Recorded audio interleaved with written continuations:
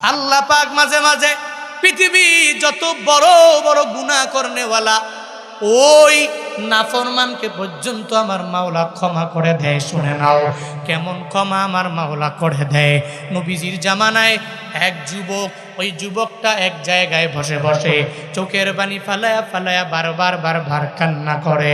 হযরতে ওমরে ফারুকে আজম আমার নবীর সাহাবী, আশারায়ে মুবাশশারাদের মধ্যে দ্বিতীয় নাম্বার, নবীর দরবারে যাওয়ার জন্য রওনা করলেন। যাওয়ার পথে তাকায়া দেখে এক যুবক হাউমাউ করে কান্না করে। ওই যুবকের কান্না দেখে ওমরে ফারুকে আজমের চোখ দিয়ে অটোমেটিক পানি চলে আসে। এবার ওমরে ফারুক ওই চোখের পানি ছেড়ে দেয় আর জানায়া দেয়, যুবক তুই কেন কান্না করো? কান্না করার মানেটা কি? জুয়ানকালে তো কেউ কান্না করতে পারে না, কিন্তু তুই কেন বারবার কান্না করো? এই কথা বলার পরে যুবক ওমরে ফারুকের জানায়া দে, ওমর রে, আমি এত বড় গুনাহ করেছি যেই গুনাহ আমার মাওলা ক্ষমা করবে না, যার কারণে ওই গুনাহের দিকে কর্ণপাত করে আমি চোখের পানি ফেলায় কান্না করি। ওমরে ফারুক বলে, ও যুবক, তোর গুনাহের কথা আমায় তুই বলো। ও বলে, না ওমর রে, আমার গুনাহের কথা আমি তোরে বলবো না। যখন বলবে না, বারবার বলবে না, ওমরে ফারুক নবীর দরবারে রওনা হয়ে গেলেন। চোখের পানি মুছতে মুছতে যখন নবীর সামনে গিয়া হাজির হয়ে গেলেন, নবী আমার বলে, ও আমার সাহাবী ওমর, তুমি তো কান্না করো না, তুমি আমার এমন সাহাবী, কেউ তোমারে আঘাত করতে পারে না রে ওমর, তুমি কেন চোখের পানি ফালায়া আমি নবীর দরবারে কান্না করো? ওমরে ফারুক ডেকে বলে, ও পয়গম্বর, আপনার দরবারে আসার সময় আমি তাকায়া দেখি এক যুবক হাউমাউ করে কান্না করে। ওর কান্না দেখে আমি আমার নিজের কান্নাটা পর্যন্ত ধরে রাখতে পারি নাই। নবী গো, এর কান্না এত পরিমাণ কান্না, ও গড়ায়া পর্যন্ত কান্না করে। নবী আমার ডেকে বলে, ও ওমর, যুবক কেন কান্না করে? বলে, আমার জানা নাই। বলে, যুবকের দরবারে যাও, ওই যুবকের ধইরা আমি নবীর দরবারে নিয়ে আসো। নবী যখন ওমরে ফারুকের ওই যুবকের আনার জন্য আদেশ দিয়া দিলেন, যুবকরে ধইরা আমার নবীর সামনে যখন নিয়ে আসা হলো, নবী আমার ডেকে বলে, যুবকরে, তুই নাকি গড়ায়া কান্না করো, কেন কান্না করো?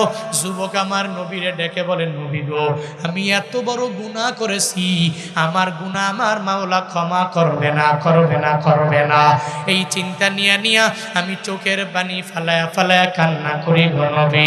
নবী আমার ডেকে বলে, ও যুবক, তোর গুনাহ কি এত বড়? কি গুনাহ তুই করেছো? আমার মাওলার আরশ বড় নাকি তোর গুনাহ বড়? তখন যুবক আমার নবীরে জানায়া দেয়, নবী গো, ও নবী গো, আমার গুনাহ এত বড়, আল্লাহর আরশের চাইতেও আমার গুনাহের পরিমাণ বড়। আমার আল্লাহর আসমান বড় নাকি তোর গুনাহ বড়?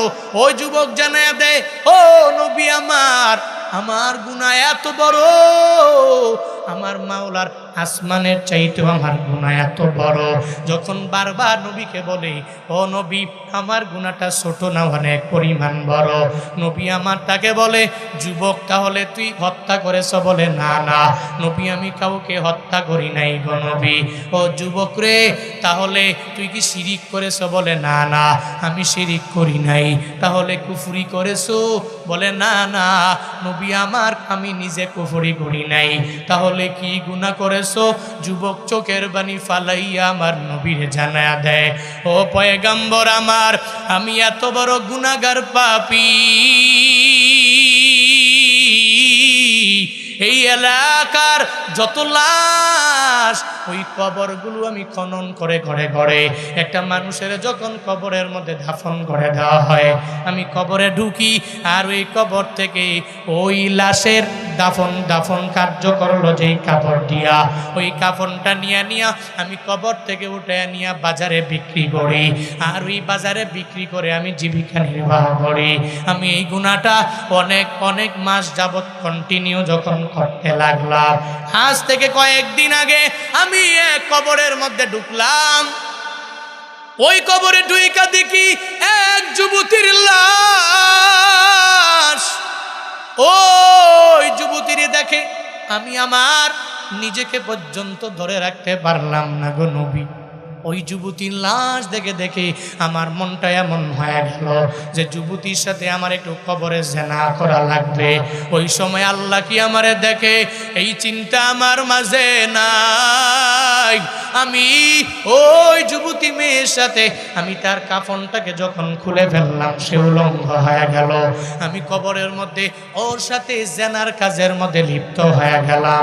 আমি কবরের মধ্যে যুবতীর সাথে জেনা করে আমার কাজ শেষ করার পরে যখন আমি কাপড়টা নিয়ে উপরের মধ্যে আমি উঠে আসব, তখন নবী গো একটা গাইবি আওয়াজ আমি নিজের কানের মধ্যে শুনতে পেলাম। আমার মনে হলো ওই যুবতী মাইয়া আমারে ডাকে, ও যুবক তোর ঘরে কি মা বোন নাই? আমার পরিবারের লোকেরা আমার মরণের পর এই কবরের মধ্যে রাইখা দিয়া গেল, তুই কবরের মধ্যে আসছো ভালো কথা, আমার কাফনটারে নিয়ে গেলি তুই ভালো কথা, আবার আমার এই কবরের মধ্যে উলঙ্গ করে করে আমার সাথে জেনা করে করে এরপরে তুই চলে গেলা। যুবক রে, তোর ভিতরে কি আমার মাওলার বিন্দু মাত্র পরিমাণ ভয় কি তোর নাই? আমার আল্লাহকে কি ভয় করো না? হ্যাঁ যুবক, তুই কি কবরে আসবি না? আমি কবরে এসেছি, তোরও আশা লাগবে। এই কবরে এমন কেউ নাই যে কবরের মধ্যে আসবে না। এই কবরের সাথে মাটির সাথে যার মোলাকাত হবে না, পৃথিবীতে এমন কোনো বান্দা নাই। যুবক ডেকে বলে, ওই দিন থেকে ওই যুবতীর কথা শুনে আমি আর নিজেকে ধরে রাখতে পারি না। আমার মনে হলো আমি এত বড় বড় বড় অন্যায় আমি করি, এত বড় অপরাধ আমার দ্বারা হয়ে গেল, আমার আল্লাহ ক্ষমা করবে কি করবে না এই গ্যারান্টি নবী আমি নিজেও দিতে পারি না। এজন্য আমি রাস্তায় গড়াইয়া গড়াইয়া চোখের পানি ফালায়া ফালায়া কান্না করি, আর নিজেরে আমার অনেক বড় অপরাধী মনে হয়ে যায়। ও এলাকার জালেমেরা, নফসে আম্মারা, দুকায় পড়ে যারা গুনাহ করো, ওদিনও আমি আমার ড্রাইভারকে বললাম, হ্যাঁ ড্রাইভার, দুনিয়াতে যেই ব্যক্তিগুলো একজন আর একজনের হক মাইরা খায়, একজনে আর একজনের উপর জুলুম করে, একজনে আর একজনের উপরে নির্যাতন করে, যারা করে এরা যখন বৃদ্ধ হয়ে যায় তখন অটোমেটিক ওই জুয়ান কলের কথাগুলো অটোমেটিক মনে পড়ে যায়। ও মনে মনে চিন্তা করে, আইরে জুয়ান কালে কি পরিমাণ গুনাহ আমি করলাম। ও মুরব্বী বাবারা, মাঝে মাঝে ঘুমাইলে দেখবেন মনে পড়ে জুয়ান কালে কত মানুষের ডাব চুরি কইরা খাইছেন, নারিকেল চুরি কইরা খাইছেন, এখন যুবকেরা যেমনে খায়, ঠিক কিনা? একদিন এখন তো মনে করে না, এখন তো পাওয়ার যে বেশি, ওরে বাপরে বাপ, রক্ত গরম, ডাব চুরি কইরা এলাকা সব সমান করে লাই, বন্ধুরা সব চল বাইক নিয়ে দৌড়াও। আর আমগো মতো ওরা কি আছে রে, এই পুরো তারাশে আমগো পাওয়ার জানো, আমরা চণ্ডীবগের বুলাবাইন, আমগো পাওয়ারটাই তো অন্যরকম। এই পাওয়ার নিয়ে, ক্ষমতা নিয়ে দৌড়ায় ও, কিন্তু জুয়ান কালেটা টের পাবে না, কিন্তু একটা সময় যখন দুর্বল হবে তখন কিন্তু সে টের পাবে, আরে কি গুনাহ করলাম, কি অপরাধ করলাম, আরে মানুষের হক নষ্ট করলাম, আরে মানুষের সাথে কি অন্যায় আচরণ করলাম, আরে মানুষের সাথে কি খারাপ ব্যবহার করলাম। ওদিন আফসুস করবে, কিন্তু ওদিন আফসুস করলেও কোনো ফায়দা হবে না, কারণ বৃদ্ধ বয়সে বারবার বারবার বারবার অনেক মানুষের কাছে ক্ষমা চাইতে মন চাইবে, কিন্তু যার কাছে ক্ষমা চাইবে ওই ব্যক্তি তো দুনিয়া থেকে বিদায় হয়ে গেল। অন্যায় করার পরে, অপরাধ করার পরে মাঝে মাঝে এরকম অন্যায়ের কথা, অপরাধের কথা ঘুমাইলে মনে পড়ে কি পড়ে না? এই মনে পড়েনি? বৃদ্ধ বাবারা মনে পড়েনি? হ্যাঁ, জুয়ান কালে কি অন্যায় করছেন, কি অপরাধ করছেন, মাঝে মাঝে কি শুইলে মনে পড়ে, আর তখন নিজের এত পরিমাণ অপরাধী মনে হয়, হায় রে আমি তো এই গুনাহটা না করলেও পারতাম, হায় রে এই অপরাধটা আমি কেন করলাম। যুবক কয়, আমি যে এত বড় অন্যায় করেছি, এত বড় অপরাধ করেছি, আমি কেন করলাম? শুধু এই প্রশ্ন নিজেকে করে করে ধিক্কার দেয় নিজেরে, আর নিজে চোখের পানি ফেলায় কান্দে। কার সামনে? নবী আমার ডেকে বলে, যুবক তোর গুনাহ এত পরিমাণ বড় হয়ে গেল, এত পরিমাণ বড় গুনাহ একটা মানুষের দ্বারা কেমনে সম্ভব হয়ে যায় রে যুবক। যুবক রে এই কথা বলার পরে এবার যুবক মনে মনে মনে মনে চিন্তা ভাবনা করে, আমি যে এত বড় গুনাহ করেছি, আমার নবী পর্যন্ত বলেছে আমার গুনাহের পরিমাণটা বড়। এই চিন্তা নিয়া নিয়া যুবক নবীর দরবার থেকে দৌড়ায়া যায়, বড় একটা পাহাড়ে যাইয়া ওই পাহাড়ের চূড়ার মধ্যে দাঁড়াইয়া, যেখানে দুনিয়ার কোনো মানুষ নাই, আমার মাওলার কাছে চোখের পানি ফালাইয়া ফালাইয়া বারবার কান্না করে আমার আল্লাহকে বলে, আল্লাহ রে, তুমি যদি আমারে ক্ষমা না করো, তুমি যদি আমারে মাফ না করো, আমারে কেউ ক্ষমা করতে পারবে না, মাফ করতে পারবে না রে আল্লাহ। ও আল্লাহ, আমি আমার জিন্দেগিতে কত গুনাহ করেছি, যেই গুনার খবর তুমি জানো, কেউ জানে না, জানে না। আল্লাহ, তুমি আমার গুনাহ ক্ষমা কইরা দাও। আল্লাহর কাছে যাইয়া যখন বারবার বারবার আমার মাওলারে বলে, আল্লাহ গো, আমার গুনাহ তুমি ক্ষমা করতে পারো, কেউ আমারে ক্ষমা করতে পারবে না গো আল্লাহ। ও আল্লাহ, আল্লাহুম্মা আনতা রাব্বি ওয়া আনা আবদুক, তুমি আমার রব আর আমি তোমার বান্দা, তুমি রব হইয়া বান্দারে ক্ষমা করে দিতে পারো গো আল্লাহ। বারবার বারবার আমার আল্লাহরে এটা বলে। সাইয়্যিদুল ইস্তিগফার এটা আছে, যে ইস্তিগফার যখনই বান্দা করবে, আল্লাহ বান্দার বড় থেকে বড় গুনাহগুলোকে ক্ষমা করে দিবে। ওই সাইয়্যিদুল ইস্তিগফার পাহাড়ের চূড়ার মধ্যে যুবকটা দাঁড়ায়া দাঁড়ায়া বলে, আল্লাহুম্মা আনতা রাব্বি লা ইলাহা ইল্লা আনতা খালাকতানি ওয়া আনা আবদুক ওয়া আনা আলা আহদিক ওয়া ওয়া'দিকা মাসতাতু আউযু বিকা মিন শাররি মা সানাতু আবুউ লাকা বিনি'মাতিকা আলাইয়া ওয়া আবুউ লাকা বিযামবি ফাগফিরলি ফাইন্নাহু লা ইয়াগফিরুয যুনুবা ইল্লা আনতা। এই যে একটা দামি দোয়া, যেই দামি দোয়াটা হলো ইস্তিগফারদের নেতা, লিডার, ওই সাইয়্যিদুল ইস্তিগফার বান্দা যখন পাহাড়ের চূড়ায় দাঁড়ায়া দাঁড়ায়া দাঁড়ায়া আমার আল্লাহরে বারবার বারবার বলে, ও আল্লাহ, আমি এত গুনাহ করেছি, আমি এত বড় অপরাধ করে ফেললাম গো আল্লাহ, তুমি ছাড়া আমার মার্জনাকারী কেউ নাই, তুমি ছাড়া দুনিয়ার কেউ আমারে ক্ষমা করতে পারে না গো আল্লাহ।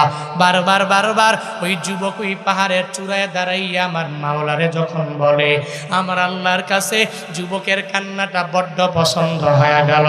আল্লাহ পাক জানায়া দেয়, ও ফেরেশতারে, আমার নবীর কাছে যাও, ওই নবীর কাছে গিয়া জানাও, দুইটা প্রশ্ন করবা, এরপরে ওই যুবকের ক্ষমার ব্যাপারে জানায়া দিবা। ফেরেশতা পাঠায়া দেওয়া হলো। আইসা জিবরাইল নবীরে কয়, ও নবী আমার, আপনি বলেন এই বিশাল আসমান আর জমিন কে বানাইছেন? আমার নবী জানায়া দিলে, এই আসমান আর জমিন দুনিয়ার কেউ বানায় নাই, একজন বানাইছে, চিল্লায়া বলো তার নাম। কে বানাইছে?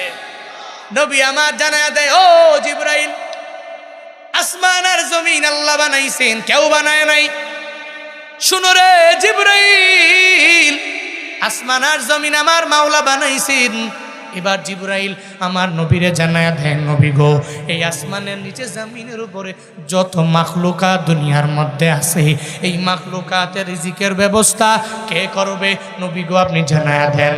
নবী বলে, আল্লাহ ছাড়া এই রিজিকের ব্যবস্থা দুনিয়ার কোনো মানুষ করতে পারবে না, দুনিয়ার কোনো ব্যক্তিরা এই রিজিকের ব্যবস্থা করতে পারবে না। এবার সঙ্গে সঙ্গে জিবরাইল আমার নবীরে জানায়া দেয়, নবী আমার, যে আল্লাহ আসমান বানাইলেন, যে আমার মাওলা জমিনটারে বানাইলেন, যে আমার মাওলা সব মানুষের রিজিকের ব্যবস্থাটা পর্যন্ত আমার মাওলা করেন, ওই আল্লাহ কি একটা বান্দারে ক্ষমা করে জান্নাতের মধ্যে দিতে পারবে না? আমার মাওলার দয়া এত, ও নবী গো, ওই যুবকের আপনার দরবার থেকে আপনি ফিরাইয়া দেওয়ার পরে ওই যুবক পাহাড়ের চূড়ায় দাঁড়াইয়া আমার আল্লাহরে এত পরিমাণ জোরে জোরে বান্দা ডাক দিল, আমার মাওলার কাছে বড্ড পছন্দ হয়ে গেল। জিবরাইল, আমি এসেছি নবী গো, যেই যুবকের আপনি ফিরাইয়া দিছেন, ওই যুবক পাহাড়ের চূড়ায় গিয়া দাঁড়াইয়া আমার মাওলাকে এত পরিমাণ আল্লাহ বলে ডাক দিয়েছে। আমার মাওলার কাছে যুবকের কান্নাটা বড্ড পছন্দ হয়ে গেছে। আর আমার মাওলা তার গুনাহ যদিও বড়, আল্লাহর দয়ার কাছে গুনাহটাকে এত ছোট মনে করিয়া আল্লাহ পাক যুবকের জিন্দেগীর সব গুনাহ মাফ করে দিয়েছে। করা যাবে কিভাবে? ওইভাবে তুই নিজেকে ঈমানওয়ালা বানাও, ওইভাবে তুই নামাজ পড়ো, ওইভাবে তুই রোজা রাখো, ওইভাবে তুই নেক আমল করো। এক নম্বরে আদেশ, ভয় করব কাকে? হ্যাঁ, আরো জোরে বলেন, কাকে ভয় করব? এক, আল্লাহকে ভয় করব। এর মানে আল্লাহ পাকের কঠিন থেকে কঠিন ভয়াবহ আযাবের ব্যাপারে আল্লাহকে ভয় করব। দুই নাম্বার, ওয়াকুনু মা'আস সাদিকিন, যারা সত্যবাদী, যারা ভালো মানুষ, যারা সৎবান, এই ব্যক্তিগুলোকে চলার পথে নিজের বন্ধু বানাবো। ভালো মানুষের বন্ধু বানাইবা যুবকরা, এমন বন্ধু বানায়ও না যেই বন্ধু তোমারে মাদক দ্রব্য সেবন করা শিখাবে। এমন বন্ধু তোরা বানাবি না যেই বন্ধু বিড়ি টান দেয় কেমনে শিখাবে। এমন বন্ধু বানাবি না যেই বন্ধু কয় তোর তো টাকা পয়সার অভাব নাই, তোর বাপ দাদার তো অনেক জমি জামা, অনেক টাকা পয়সা, চল না আমি দুইটা মাইয়ার সাথে প্রেম করি, চল দুইজনে মিললে দুইটা বাইক কিনি, বাইক কিনে একটা আইফোন কিনা, টুটু কোম্পানি ম্যানেজারের মতো ঘুরি আর ঘুইরা ঘুরে মাইয়ার সাথে প্রেম করি। এমন কোন যুবক তোরা তোমাদের বন্ধু বানাবা না। এসে বন্ধু না, সে তোমার শত্রু, ঠিক কিনা? বন্ধু হতে পারে না। নিজেকে চলার পথে একজন সৎ কর্মশীল, একজন ভালো মানুষ, একজন সত্যবাদী, একজন ভালো মানুষ, একজন মুমিন, একজন নামাজি, একজন আল্লাহওয়ালা, ওরে তোমরা চলার পথে বন্ধু বানাইও। আদেশটা কার? আরো জোরে বলেন। আল্লাহ হায়াতে বাঁচায় রাখলে কুনু মা'আস সাদিকিন, এই কথার উপরে বিস্তর কিছু কথা আল্লাহ যদি হায়াতে বাঁচায়। 17 ফেব্রুয়ারি, হ্যাঁ, কই জানি গ্রামের নাম, হ্যাঁ নাম ভুলে গেলাম নাকি আমি, হ্যাঁ বিলাসপুর দারুল উলুম হিফজুল কোরআন মাদ্রাসা। আমি 17 ফেব্রুয়ারি আল্লাহ যদি হায়াতে বাঁচায় ওদিন আমি আসবো, সবাই যাবেন, মনে করে দিবেন আমারে। কুনু মা'আস সাদিকিনের তাফসীর করব। আল্লাহ পাক আমাকে আপনাদের সবাইকে ওই মাহফিলে আসার তৌফিক দান করেন, সকলে পড়ি আমিন। আল্লাহ পাক এই মাহফিল থেকে আমরা শিক্ষা নিব, চলার পথে এক, আল্লাহকে ভয় করব, ভয় করার মতো ভয় করব। আল্লাহ কি ভয়ঙ্কর? কয় না। দুইটা জবাব, এক নম্বরে আল্লাহকে ভয় করা মানে আল্লাহর আযাবকে ভয় করা, আর দুই নাম্বার আল্লাহ পাকের দুইটা গুণ, এক নম্বরে দয়া, আরেক নম্বরে রাগ। মাঝে মাঝে কারো জন্য দয়া দেখায়, মাঝে মাঝে কারো জন্য আল্লাহ পাক রাগের গুণটাকে প্রয়োগ করে। আমরা চলার পথে আল্লাহ পাকের দয়ার গুণটা কেমনে পাবো এই চিন্তা নিয়ে চলবো। আল্লাহ পাক রব্বুল আলামিন আমাদের প্রত্যেককে এই গুণে গুণান্বিত হওয়ার তৌফিক দান করেন, সকলে পড়ি আমিন। উপকারে সাজালো চরাচরে সে কোন রূপকারে, উল্লাস করে আজ সাহারার লোহাওয়ায়, ফুরাতের জলরাশি কুলে কুলে ও ছলায়, কুলে কুলে ও ছলায়, কুলে কুলে ও ছলায়, পর্বত চূড়া হতে নেমে আসে নির্ঝরে সে কোন রূপকারে সাজালো চরাচরে সে কোন রূপকারে সাজালো চরাচর। আজ কেন পৃথিবীটা লাগে এত সুন্দর, সে কোন রূপকারে সাজালো চরাচরে সে কোন রূপকারে সাজালো চরাচরে সে কোন রূপকারে সাজালো চরাচরে সে কোন রূপকারে সাজালো চরাচর। আরো জোরে মারহাবা, আরো জোরে একবার মাশাআল্লাহ। আল্লাহ কবুল করেন। পৃথিবীটা কে বানিয়েছেন? কে সাজিয়েছেন? এই মালদ্বীপ কি সুন্দর, থাইল্যান্ড, হ্যাঁ মানুষ বানাইছে। আমগো সাজেক, সাজেক, এই যুবকরা নাম শুনো নাই? তুমি প্রাণের জায়গা খাগড়াছড়ির সাজেক, কি সুন্দর নাকি, ভালো লাগে না? কক্সবাজার যুবকদের আরো বেশি ভালো লাগার জায়গা। বন্ধুদেরকে লয়ে লয়ে বাইক রেডি কর, একটা ট্যুর আছে। হ্যাঁ, বাইক লাভাররা তো মোটামুটি এই ট্যুর পাইলে তো মাথা গরম, সব দূরে। সেন্ট মার্টিন বাংলাদেশের এক দ্বীপ ইউনিয়ন, সুন্দর না? এরপরে বরিশালের কুয়াকাটা সি বিচ, সুন্দর না? সুন্দর। এগুলোর নাম শুনলে ভালো লাগে। দুনিয়ার কোনো মানুষ বানিয়েছেন? কে বানিয়েছেন? আরো জোরে বলেন। আল্লাহ বানিয়েছেন। এজন্য বনে বনে ফুটে ফুল করে পাখি কলরব। এই সব কিছু, এই ফুল, এই ফল, এই পাখির কলতান, সব কিছু কার দান? আরো জোরে বলেন, কার দান?